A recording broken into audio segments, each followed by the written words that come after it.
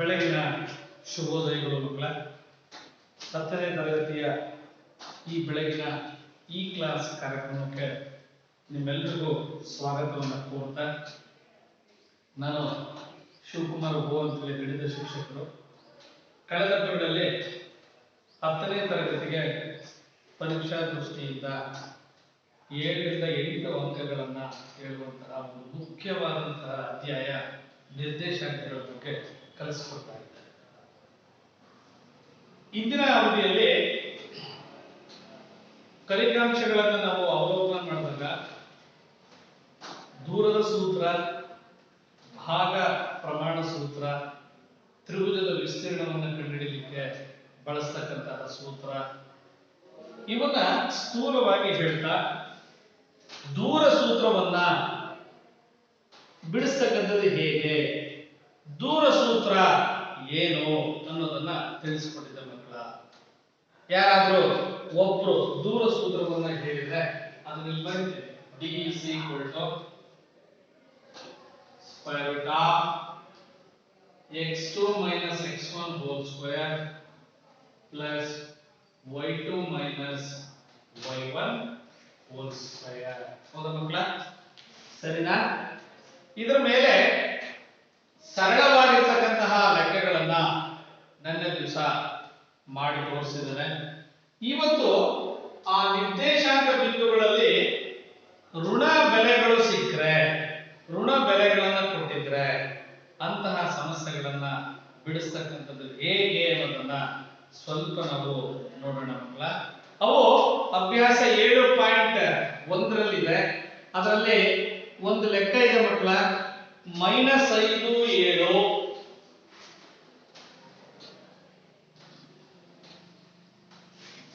ಹಾಗೇನೆ -1 3. ನೋಡಿ ಮಕ್ಕಳ, ಇಲ್ಲಿ ಗಮನಿಸಿ, ಧನ ಮೌಲ್ಯಗಳನ್ನು ಕೊಟ್ಟಾಗ ಸುಲಭವಾಗಿ ನೀವು ಬಿಡಿಸ್ತಾ ಹೋಗ್ತೀರಿ ಸೂತ್ರಕ್ಕೆ ಆದೇಶ ಮಾಡಿ. ಆದ್ರೆ ಇಲ್ಲಿ ಋಣ ಮೌಲ್ಯಗಳನ್ನು ಕೊಟ್ಟಾಗ ಅವನ್ನ ಬಿಡಿಸ್ತಕ್ಕಂಥದ್ದು ಹೇಗೆ ಅಂತ ಸ್ವಲ್ಪ ನೋಡೋಣ ಮಕ್ಕಳ.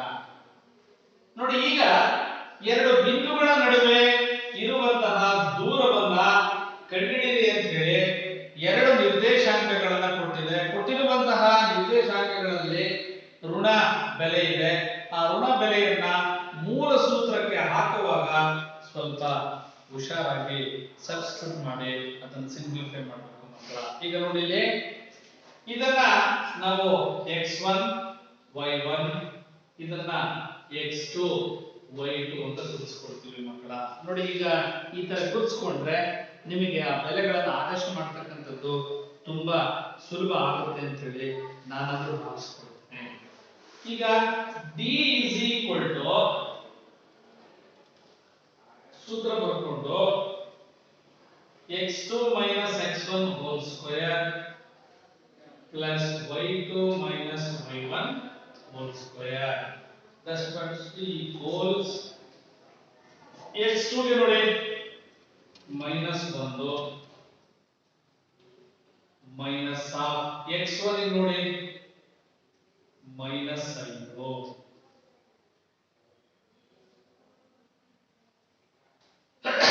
whole square ಇದೆ.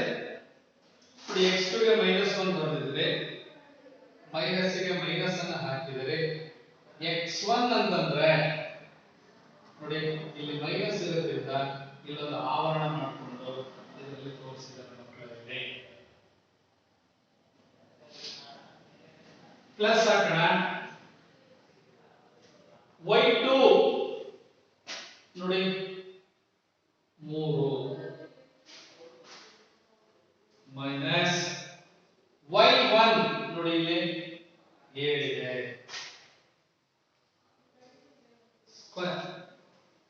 Square so that must be equals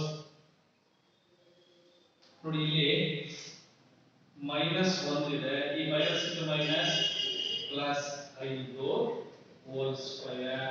ಒಂದು ಗಮನವಿಟ್ಟು ನೋಡಿ ಮಕ್ಕಳ, ಇಲ್ಲಿ ಮೈನಸ್ ಮತ್ತು ಮೈನಸ್ ಅನ್ನು ಗುಣಿಸಿ ಸಜಾತಿಯ ಚಿಹ್ನೆಗಳನ್ನು ನೋಡಿದಾಗ ಪ್ಲಸ್ ಬರುತ್ತೆ. ಆ ಪ್ಲಸ್ ಅನ್ನು ಬರೆದಿದ್ದೀನಿ ಇಲ್ಲಿ, 5 ಗೆ 5 ಅನ್ನು ಹಾಗೆ ಬರೆದಿದ್ದೀನಿ. ಹೋಲ್ ಸ್ಕ್ವೇರ್ ಅದರ ವರ್ಗವನ್ನು ಇಲ್ಲಿ ಹಾಕಿದ್ದೀನಿ.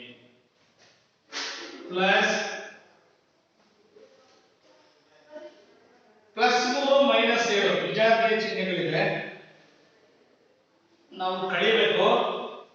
ಕಳೆದಾಗ ದೊಡ್ಡದ್ರಲ್ಲಿ ನಾವು ಸಣ್ಣದನ್ನ ಕಳೀತೀರಿ. ಕಳೆದಾಗ ಎಷ್ಟು ಬರುತ್ತೆ ಮಕ್ಕಳ?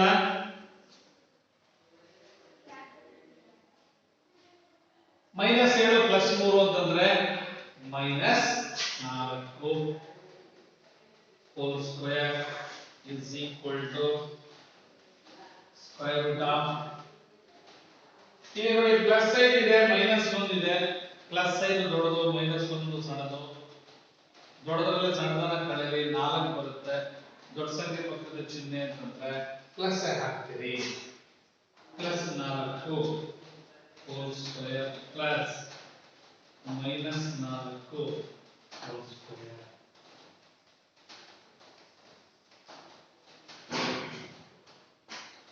+4 ನಾವು ಎರಡು ಸಲ ಗುಣಿಸಬೇಕು, 14 ಬರುತ್ತೆ.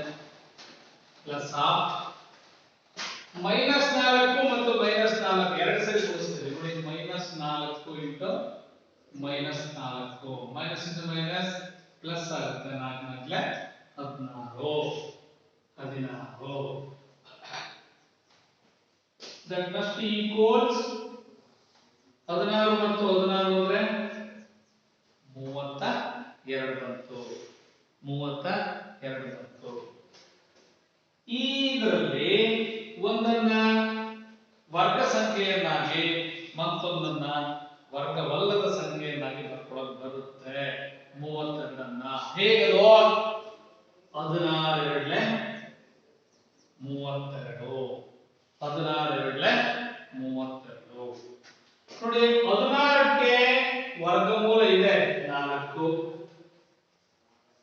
√2ಗೆ ವರ್ಗಮೂಲ ಇಲ್ಲ, ಅದನ್ನ ಹಾಗೆ ಬರೀತೀನಿ 4 √2. therefore d is equal to 4 √2 ಬಂದ್ರೆ ನೀವು ಮಾಡಬೇಕಾಗಿರ್ತಕ್ಕಂಥ ಲೆಕ್ಕಕ್ಕೆ ಪರಿಹಾರ ಸಿಕ್ಕಾಗಿತ್ತು. ನೋಡಿ ಸ್ವಲ್ಪ ಧನ ಸಂಖ್ಯೆಗಳನ್ನು ಕೊಟ್ಟಾಗ ಸುಲಭವಾಗಿ ಸೂತ್ರಕ್ಕೆ ಆದೇಶ ಮಾಡಿಬಿಡ್ತೀರಿ. ಋಣ ಸಂಖ್ಯೆಗಳನ್ನು ಕೊಟ್ಟಾಗ ಸ್ವಲ್ಪ ಹುಷಾರಾಗಿ ಗುಣಿಸ್ಕೋವಾಗ ಮೈನಸ್ ಚಿಹ್ನೆಯನ್ನು ಪ್ಲಸ್ ಚಿಹ್ನೆ ಮಾಡ್ಕೋವಾಗ ಸ್ವಲ್ಪ ನೀವು ಗಮನಿಸಿ ಮಾಡಬೇಕು.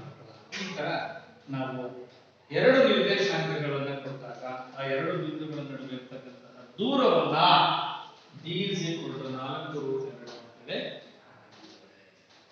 ಹಾಗೆ ಇನ್ನೊಂದು ಲೆಕ್ಕ ಕೊಟ್ಟಿದೆ ಮಕ್ಕಳ, ಇಲ್ಲಿ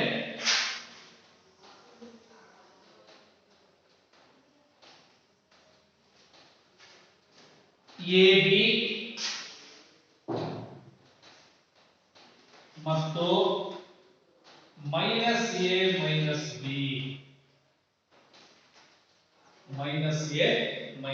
ಅಂತ ಕೊಟ್ಟಿದ್ದಾರೆ.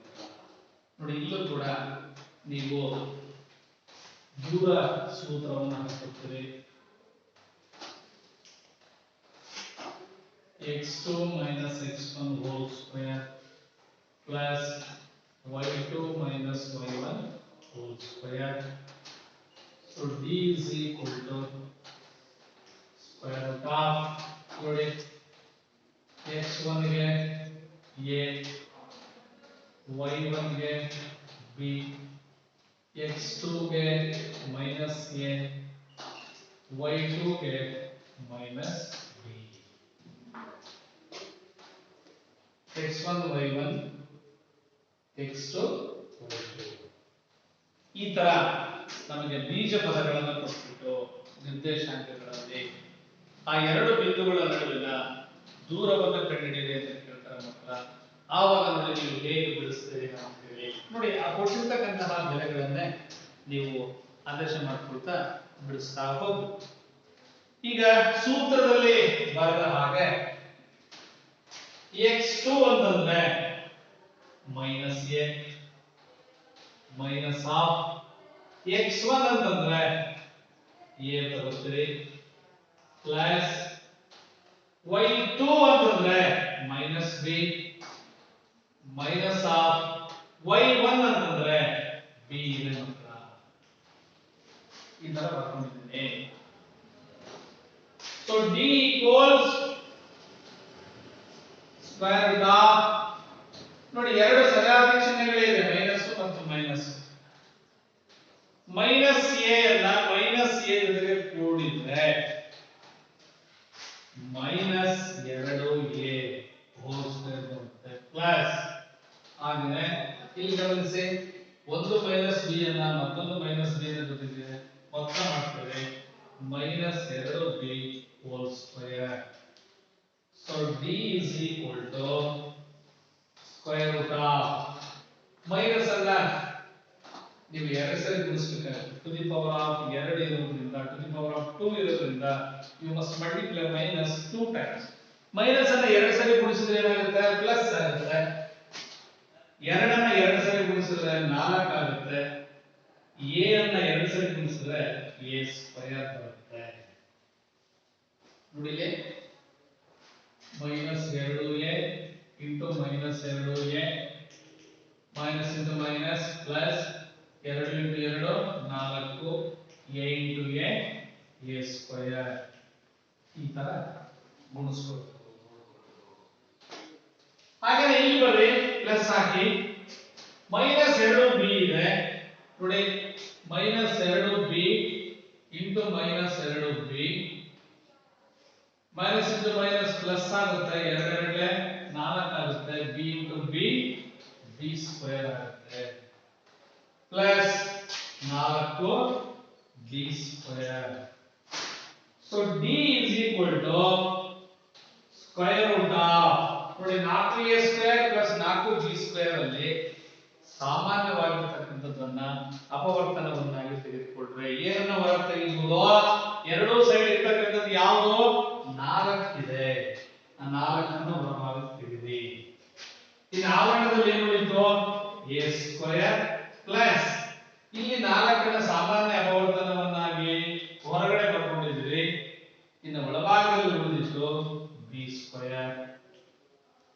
therefore d equals 4ಕ್ಕೆ ವರ್ಗಮೂಲ ಇದೆ ಇದಕ್ಕೆ 2 ಇನ್ನು ಉಳಿದಿದ್ದಕ್ಕೆ ವರ್ಗಮೂಲ ಇಲ್ಲ ಹಾಗಾಗಿ ಅದನ್ನ ಮೂಲ ಚಿಹ್ನೆಯ ಒಳಗೆ ಹಾಗೆ ಬರೀತೀನಿ a square plus b square ಮೂಲಮಾನಗಳು.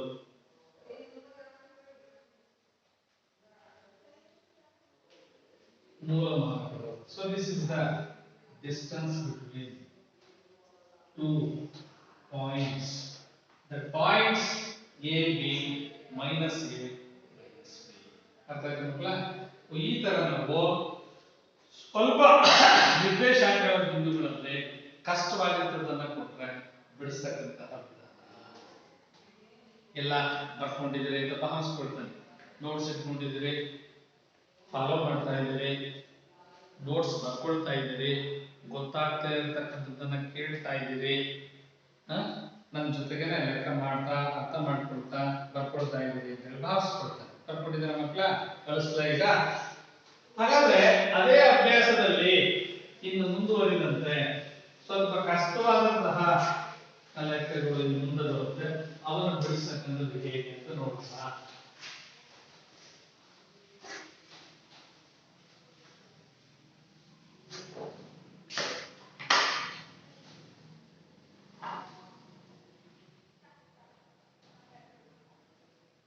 ಇನ್ನು ತ್ರಿಭುಜಕ್ಕೆ ಸಂಬಂಧಿಸಿದ ಹಾಗೆ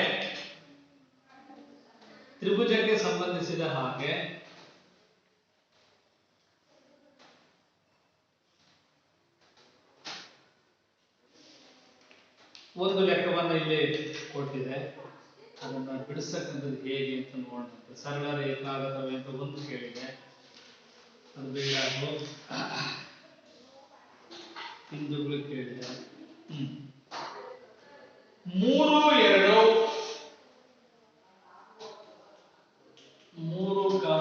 2 ಮೈನಸ್ 2 3 ಮತ್ತು 2 3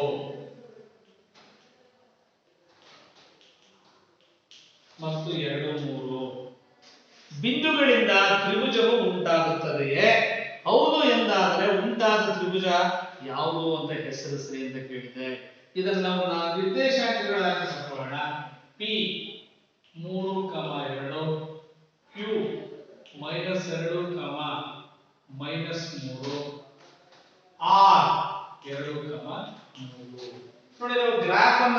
ತೆಗೆದುಕೊಂಡ್ರೆ y ಅಕ್ಷ x ಅಕ್ಷ ಬರ್ಕೊಳ್ತೀವಿ.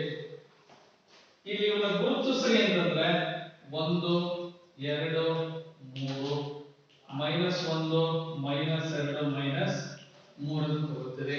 ಹಾಗಾಗಿ ಮೇಲ್ಭಾಗಕ್ಕೂ ಕೂಡ 1 2 3 1 2 3 ಚಿಹ್ನೆಗಳು ಗೊತ್ತಿದೆ ನೋಡಿ. ಇಲ್ಲಿ 3 2 ಅಂತಂದ್ರೆ ಎಲ್ಲ ಪ್ಲಸ್ ಇದೆ. 3 2 ಇಲ್ಲಿ ಬರುತ್ತೆ ಬಿಂದು. -2 -3 ಈ ಕಡೆ ಬರುತ್ತೆ. -2 -3 ಇಲ್ಲಿದೆ. 2 3 2 ಇಲ್ಲಿದೆ, 3 ಇಲ್ಲಿದೆ. ಇವನ್ನ ಸೇರಿಸಿದ್ರೆ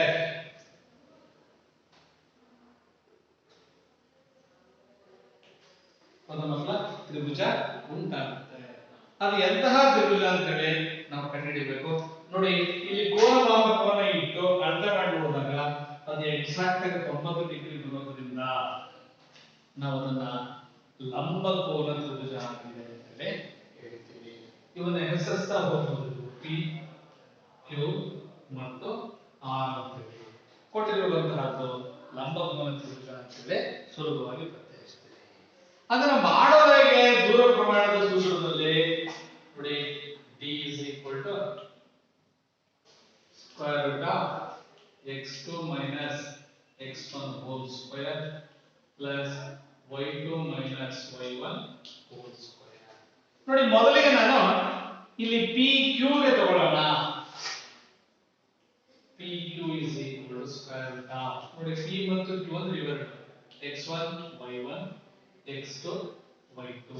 ನೋಡಿ x2 ಅಂತಂದ್ರೆ -2 ಮೈನಸ್ ಆಫ್ x1 ಅಂತಂದ್ರೆ 3 ಇದೆ ಸ್ಕ್ವೇರ್ ಪ್ಲಸ್ y2 ಅಂತಂದ್ರೆ -3 ಮೈನಸ್ ಆಫ್ y1 ಅಂತಂದ್ರೆ 2 ಇದೆ 2 square. So pq is equal to square root of -5 whole square plus of -5 whole square. So pq is equal to square root of 5 5 25 plus 5 5 25. So pq is equal to square root of 50 ಮೂಲಮಾನಗಳು ಬಂತು ಮಕ್ಕಳಲ್ಲಿ. ಇದನ್ನ ಹಾಗೆ ಬರ್ಕೊಳ್ಳಿ. 50 ಅಂತಕ್ಕಂಥದ್ದನ್ನ ಮೂಲ ಮಾನಗಳು. ಹಾಗಾದ್ರೆ QR ಅನ್ನ ಮಾಡೋಣ ಈಗ.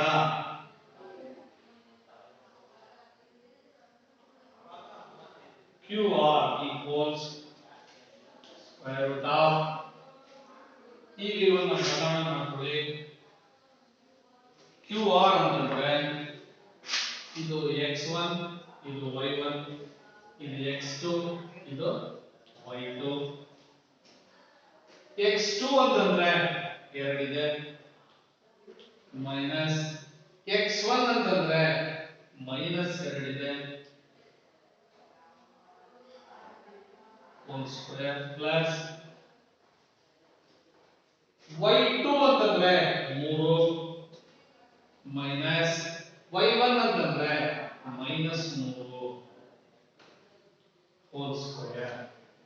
That must be equals 2 minus into minus plus 2 whole square plus 3 minus into minus plus 3 whole square. 2 plus 2 4 whole square plus 3 plus 3 6 whole square. That must be equals 4 4 16 plus 6 6 36. That's is equal to square root of 6 6 12 ದಶಕ 1 3 4 4 1 5 square root of 52 ಬರುತ್ತೆ ಮಕ್ಕಳ. 52 ಬರುತ್ತೆ.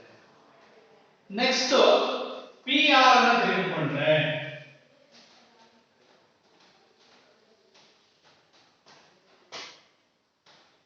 PR ಅನ್ನು ತೆಗೆದುಕೊಂಡ್ರೆ equals square root of x2 minus x1 whole square plus y2 minus y1 whole square ಅನ್ನು ಬರ್ಕೊಳ್ತಾ ಇದ್ದೀವಿ. So PR equals square root of ನೋಡಿ ಇಲ್ಲಿ x1 y1 ಇಲ್ಲಿ x2 y2 PR ತಗೊಂಡಿದ್ರೆ x2 ಅಂತಂದ್ರೆ 2 ಮೈನಸ್ x1 ಅಂತಂದ್ರೆ 3 ಹೋಲ್ ಸ್ಕ್ವೇರ್ ಪ್ಲಸ್ y2 ಅಂತಂದ್ರೆ 3 minus y1 ಅಂತಂದ್ರೆ 2 whole square. So PR equals square root of ನೋಡಿ ಮೈನಸ್ 1 ಬರುತ್ತೆ whole square plus of 1 whole square ಆಗುತ್ತೆ. So PR equals square root of minus ಅನ್ನು ಎರಡು ಸರಿ ಮಾಡಿದ್ರೆ ಪ್ಲಸ್ ಆಗುತ್ತೆ 1 1 plus 1. So PR equals root 2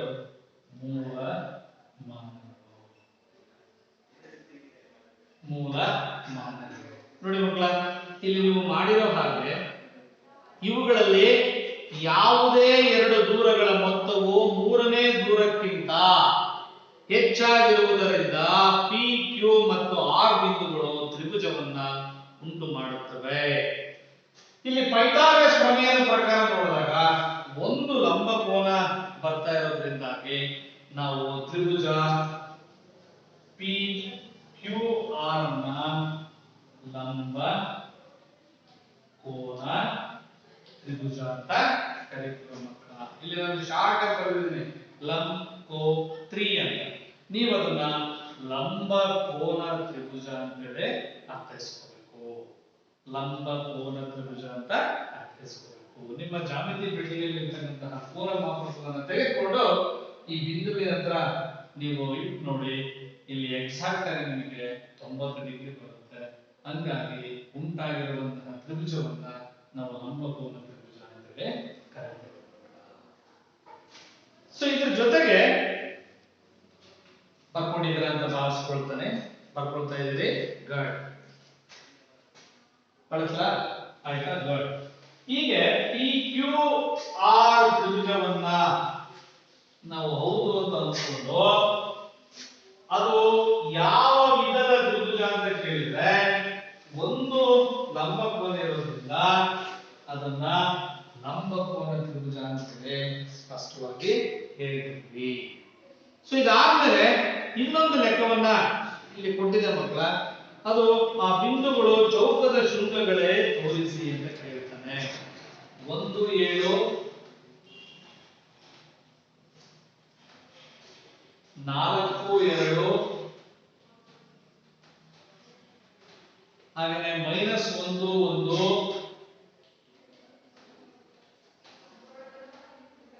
minus 4 ಕಮ 4. ನೋಡಿ ಇವ್ರನ್ನ ಹಾಗೆ ಎ ಬಿಂದು ತಗೊಳ್ಳಿ 1 7, ಪಿ ಬಿಂದು ತಗೊಳ್ಳಿ 4 ಕಮ 2, ಸಿ ಬಿಂದು ಮೈನಸ್ 1 ಮೈನಸ್ 1, ಡಿ ಬಿಂದು ಮೈನಸ್ 4 ಕಮ 4.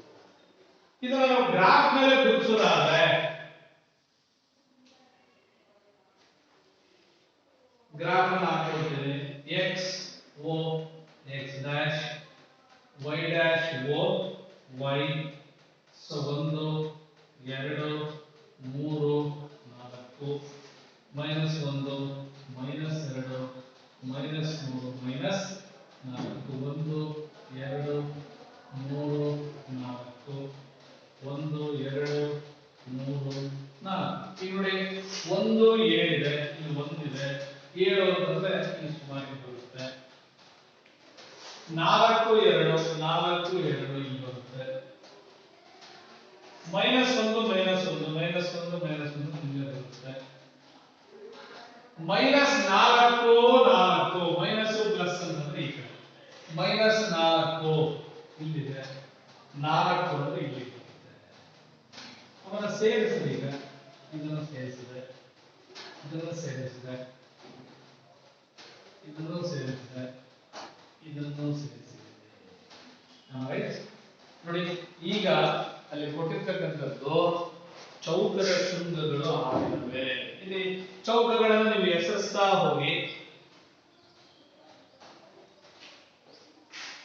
A B C D. A ನ ಶೃಂಗಗಳು 1 7, ಬಿ ನ ಶೃಂಗಗಳು 4 2, ಸಿ ನ ಶೃಂಗಗಳು -1 1, ಟಿ ನ ಶೃಂಗಗಳು -4 ಕ್ರಮ 4. ಹೌದಾ ಹೌದಾ ನೋಡಿ, ಅವೆಲ್ಲವೂ ಕೂಡ ನಮಗೆ ಚೌಕ ಚಿತ್ರ ಬಂದಿದೆ, ಚೌಕದ ಶೃಂಗಗಳಾಗಿದ್ದಾವೆ ಅಂತಲೇ ಅರ್ಥ ಮಾಡ್ಕೊಳ್ತೀವಿ. ಈಗ ನಾವು ಒಂದೊಂದನ್ನೇ ಕಂಡುಹಿಡಿತಾ ಹೋದ್ರೆ ಪ್ರತಿಯೊಂದು ಕೂಡ ಒಂದೇ ಬಾಹುವಿನ ಅಳತೆ ಬಂತು ಅಂದ್ರೆ ನಾವು ಮಾಡಿರ್ತಕ್ಕಂಥದ್ದು ಸರಿ ಅಂತ ಅರ್ಥ ಮಾಡಿಸ್ಕೊಳ್ತೀವಿ ಮಕ್ಕಳ. ಈಗ ಮೊದಲಿಗೆ ನಾವು ಎ ಬಿ ಮಾಡೋಣ. A B equals square root of x2 - x1 whole square plus y2 - y1 whole square. ನೋಡಿ ಇಲ್ಲಿ x1 y1 x2 x2 ಅಂತಂದ್ರೆ 4 ಮೈನಸ್ x1 ಅಂತಂದ್ರೆ 1 whole square plus y2 ಅಂತಂದ್ರೆ 2 ಮೈನಸ್ y1 ಅಂತಂದ್ರೆ 7 whole square. 4 ರಲ್ಲಿ 1 ಅನ್ನು ಕಳೆದ್ರೆ 3 whole square plus 2 ಮೈನಸ್ 7 ಅಂತಂದ್ರೆ ಮೈನಸ್ 5 whole square. 3 ಅನ್ನು 2 ಸರಿ ಗುಣಿಸಿದ್ರೆ 9, ಮೈನಸ್ 5 ಅನ್ನು 2 ಸರಿ ಗುಣಿಸಿದ್ರೆ ಮೈನಸ್ ಅನ್ನು ಮತ್ತೆ ಗುಣಿಸಿದ್ರೆ ಮೈನಸ್ ಇಂಟು ಮೈನಸ್ ಪ್ಲಸ್ ಆಗುತ್ತೆ. 5 5 25. that must be equals root 34 ಆಗಿರುತ್ತದೆ. ಎ ಬಿ ಆಯ್ತು. ನೆಕ್ಸ್ಟ್ ನೀವು ಬಿ ಸಿ ಅನ್ನು ತಗೊಳ್ಳಿ. ಎ ಬಿ ಆಯ್ತು, B C equals square root of x2 - x1 whole square plus y2 - y1 whole square. b ಮತ್ತು c ನೋಡಿ, ಈಗ ಇದನ್ನ x1 y1 x2 y2 equals square root of x2 ಅಂತಂದ್ರೆ -1 minus of x1 ಅಂತಂದ್ರೆ 4 whole square plus y2 ಅಂತಂದ್ರೆ -1 minus of y1 ಅಂತಂದ್ರೆ 2 whole square minus 5 whole square plus of minus 3 whole square. 5 5 25, 3 9. that must be equals 34. ಅಲ್ಲಿ ಎರಡು ಬಾಹುಗಳು ಸಮನಾಗಿದ್ದಾವೆ ಅಂತ ಗೊತ್ತಾಗ್ತಾ ಇದ್ದಾರೆ. ಹಾಗಾದ್ರೆ ನೆಕ್ಸ್ಟ್ ಬಂದ್ರೆ ಸಿ ಡಿ. ಇದು ಮತ್ತು ಇದು C D equals root of x2 - x1 whole square plus y2 - y1 whole square. c ಮತ್ತು d ಇಲ್ಲಿ x1 y1 x2 y2. ಸ್ವಲ್ಪ ಬೆಲೆಗಳನ್ನು ಆದೇಶ ಮಾಡುವಾಗ ಹುಷಾರಾಗಿ ನೋಡ್ಕೊಳ್ಳಿ. x2 -4 ಇದೆ, minus of x1 -1 plus of y2 4 ಇದೆ, ಮೈನಸ್ ಆಫ್ y1 ಅಂತಂದ್ರೆ -1 whole square. -4 minus into minus plus 1 whole square plus of 4 minus into minus plus 1 whole square.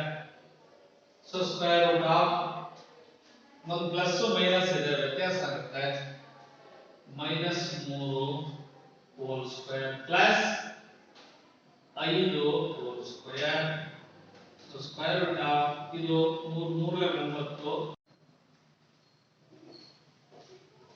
ಇಲ್ಲಿ ಡಿ 8 ಬಂದಾಗ ನೋಡಿ x2 ಬೆಲೆ 1 ಇದೆ ಮೈನಸ್ ಮೈನಸ್ ಹಾಕಿದ್ರೆ x1 ಬೆಲೆ -4 ಹೋಲ್ ಸ್ಕ್ವೇರ್ ಆಗುತ್ತೆ y2 ಬೆಲೆ 7 ಇದೆ ಮೈನಸ್ ಮೈನಸ್ ಹಾಕಿ y1 ಬೆಲೆ 4 ಇದೆ ಹೋಲ್ ಸ್ಕ್ವೇರ್ ಆಗುತ್ತೆ ಒಂದನ್ನ ಹಾಗೆ ಬರೀತೀನಿ ಮೈನಸ್ ಮೈನಸ್ ಪ್ಲಸ್ ಆಗುತ್ತೆ 4 ಹೋಲ್ ಸ್ಕ್ವೇರ್ ಪ್ಲಸ್ 7 ರ 4 ಕಡೆಯಲ್ಲಿ 3 ಹೋಲ್ ಸ್ಕ್ವೇರ್ ಬಂತು ಒಂದಕ್ಕೆ 4 ಅನ್ನು ಕೂಡಿದ್ರೆ 5 ಸ್ಕ್ವೇರ್ ಆಯ್ತು 9 ಆಯ್ತು 5 ರಲ್ಲಿ 25 9 ಸೇರಿಸಿದ್ರೆ 34 ರೂಟ್ 34 ನೋಡಿ ಇದು 34 ಇದು 34 ಇದು 34 ಇದು 34 ಅಂದ್ರೆ AB equals BC equals CD equals DA ಆಗಿರೋದ್ರಿಂದ ಇದನ್ನು ನಾವು ಎಂತಹ ಚತುರ್ಭುಜ